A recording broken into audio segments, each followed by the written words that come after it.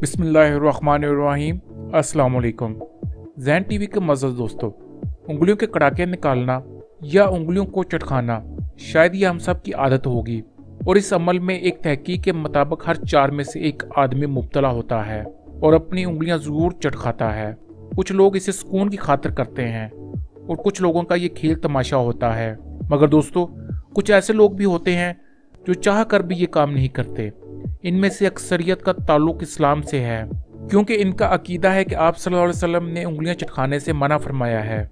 दोस्तों, इस वीडियो में हम उंगलियां चटखाने के बारे में बात करेंगे कि आप सल्लल्लाहु अलैहि वसल्लम ने इस बारे में क्या इरशाद फरमाया है और इस बारे में साइंस क्या कहती है, और इस अमल से सुकून क्यों मिलता है और इसके नुकसानात क्या हैं। मगर इससे पहले आप हमारा चैनल लाजमी सब्सक्राइब कर लीजिए।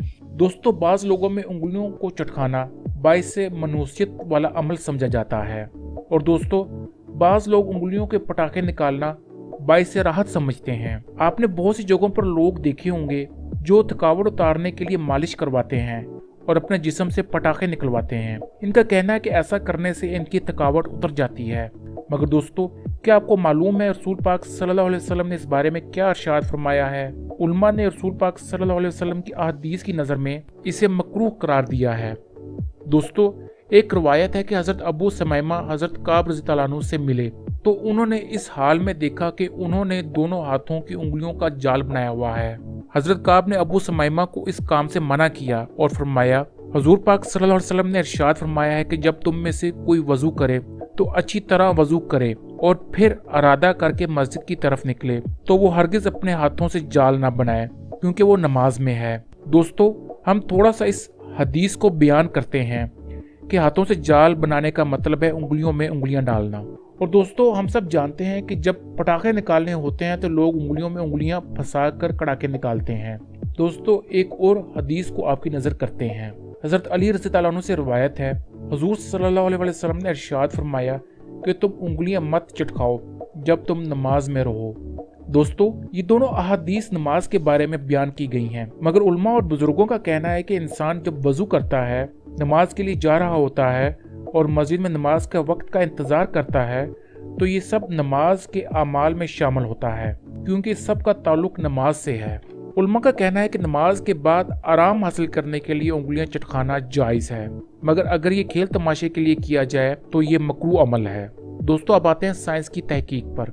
एक तहकीक के मुताबिक जो लोग हड्डियों के पटाखे निकलवाते हैं, इनके जोड़ों के दरमियान ज़रा सा फ़र्क आ जाता है, जिसकी वजह से इनको तकलीफ भी हो सकती है। दोस्तों, हाथों की उंगलियों के 3 जोड़ होते हैं जिनको एक लिक्विड ने आपस में जोड़ा होता है।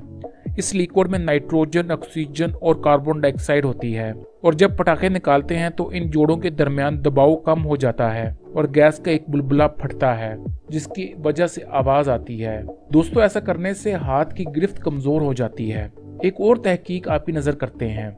दोस्तों, साइंसदानों ने 40 लोगों का इंतखाब किया, जिनमें से 17 खवातीन और 23 मर्द शामिल थे। इनमें से 30 को उंगलियों के कड़ाके निकालने की आदत थी। दोस्तों, इनकी उंगलियों के अल्ट्रासाउंड कराए गए, और ये अल्ट्रासाउंड कड़ाके निकालने से पहले, कड़ाके निकालने के दौरान और कड़ाके निकालने के बाद के थे। साइंसदानों का कहना है कि कड़ाके निकालने के दौरान हमें जोड़ों में प्रेशर वाज़ेह नजर आया है।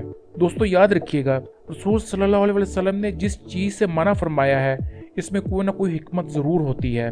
वीडियो पसंद आई हो तो इसे लाजमी लाइक और शेयर कीजिएगा, साथ साथ हमारा चैनल लाजमी सब्सक्राइब कीजिएगा।